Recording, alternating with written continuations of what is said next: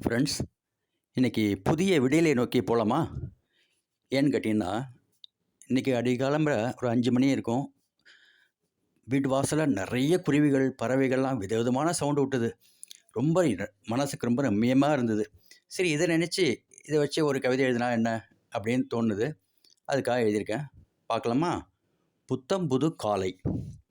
காலை நேர பூங்குயில்கள் கவிபாடி மகிழும். கருமேகம் வானைச் சுற்றி பனிமழை தூவும். பலவிதமான பறவைகள் விதவிதமாய் குரல் எழுப்பி இசை ராஜ்யம் அமைக்கும். கண் விழித்து கதிரவனும் துயில் எழுவான், ஒளி தருவான். பச்சை புல்வெளி எங்கும் வெண்ணிற ஆடை போர்வை நம் கண்களை பறிக்கும். பனிமேல் பகலவன் படர படர பசுமை நிறம் பல்லை காட்டி சிரிக்கும். நாளெல்லாம் நம் மனதை புத்துணர்வுடன் வைக்கும். கீழ்வானம் சிவக்கும்.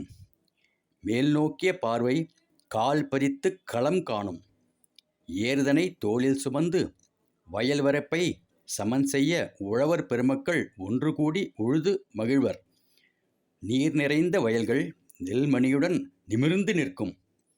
சாலையோர சோலைகள் தாலாட்டும் தென்றலுடன் தலையாட்டி மகிழும்.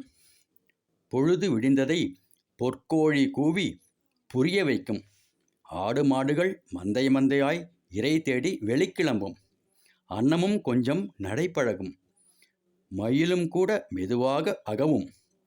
காலையில் காணும் காட்சியாவும் கலங்கரை விளக்கமாய் மனதை ஆளும். தென்றலை கைப்பிடித்து நந்தவனத்தில் நுழைந்தது போல் நம்முள் தோன்றும். காலை பொழுதினை கனிவுடன் வரவேற்போம். நன்றி, வணக்கம்.